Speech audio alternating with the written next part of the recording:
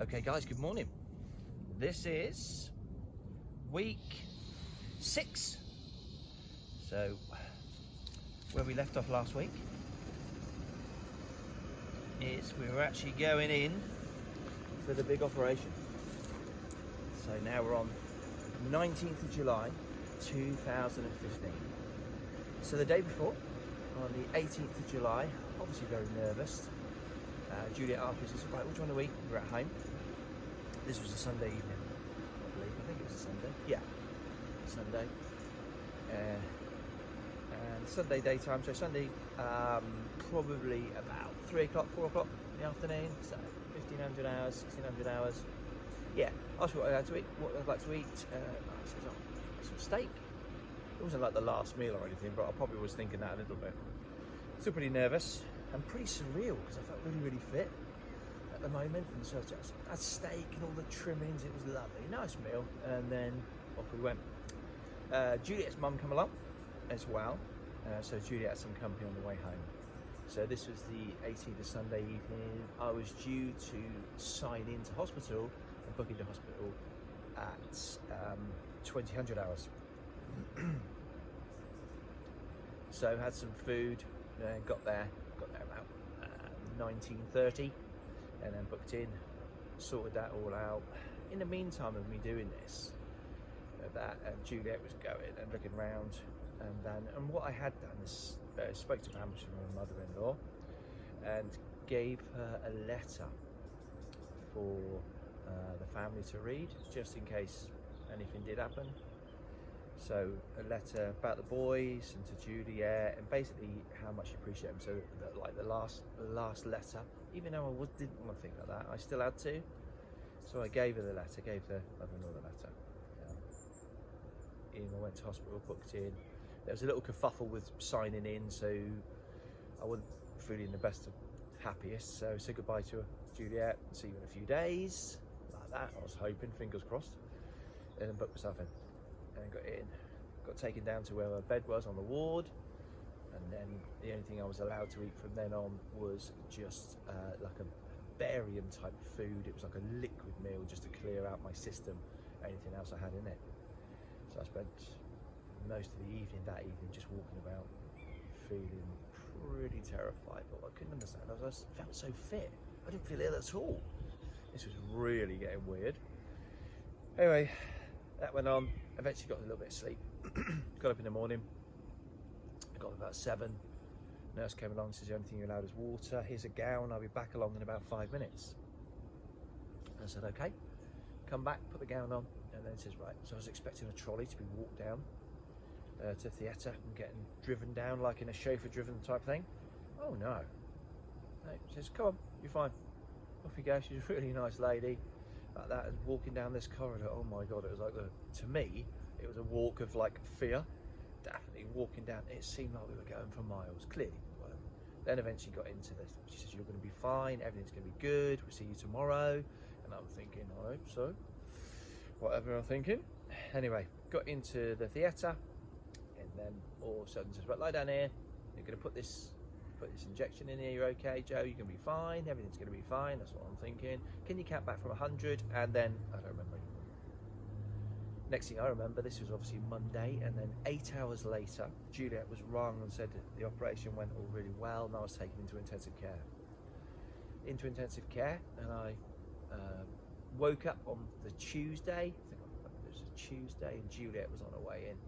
I'd already been up and about, just seeing what I was. Woke up to frightening little bit of things and just feeling around, and there was tubes up my neck, drains out of my stomach, tubes everywhere, and monitors going on. So there's quite a bit going on.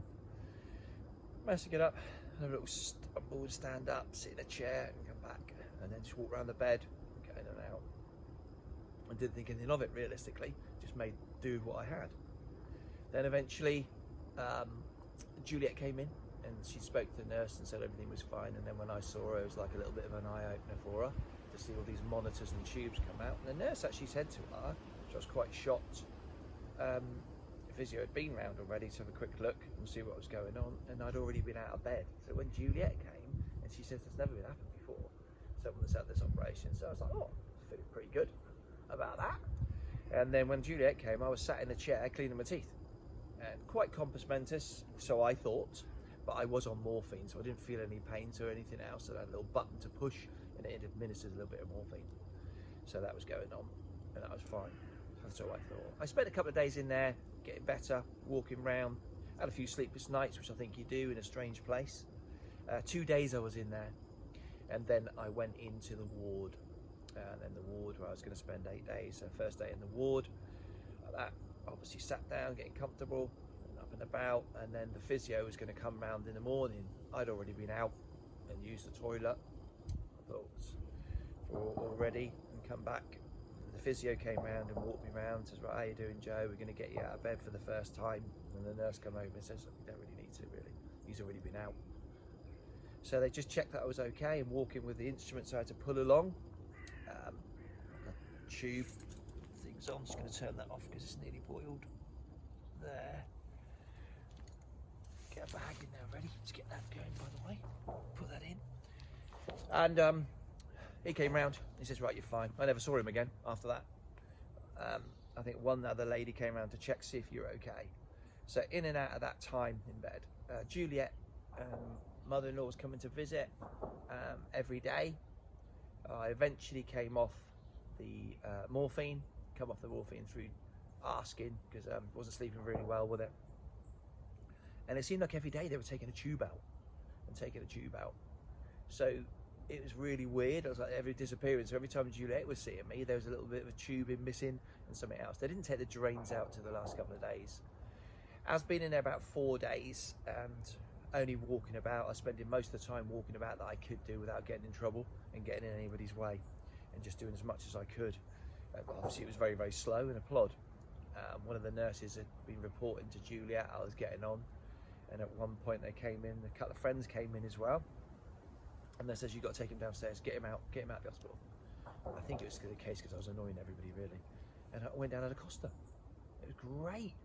Obviously not the most healthy thing. I had a Costa coffee and put my lottery on. And of course I was being pushed in a wheelchair at the time. I didn't need the wheelchair, but I was told I had to get in one. So as soon as she stopped the wheelchair, I was up and out the wheelchair, paid for my lottery, got back in with my coffee. It was great. It felt like the best day I've had for weeks. I was only been in there for a few days. When I went in there, my weight, so on the day of the 19th, when I was weighed in, I had a weighed in as well, and I was 84.3 kilos. On the 10th day of getting out and getting home, or before I was leaving, I was weighed again, and I was 73.3 kilos. Hell of a weight loss. So there's quite a few bits missing, and it was all good though. I was very, very lucky. I didn't have to have a stoma, which is a bladder bag attached to you. So I was really, really lucky. We're going to stop it there now.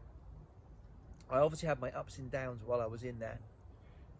Feeling good, feeling bad, feeling not sorry for myself, but really being frustrated with not being able to move properly and looking at myself just withering away. It's 10 days, takes quite a bit out of you, and I really didn't realise that's what it was going to do. But with all the help that I had with everyone else around me, things got better really, really quickly. So I'm going to leave it there, and number 7 is going to be about my journey to get fitter. Guys, I hope this is helping. All the information you can find out about oldboystraining.com. It's also all tells you about 365 days of action, and also on YouTube we've got all these videos. I hope it helps. Have a great day everyone. Keep pushing and never ever give up. I can have my brew now.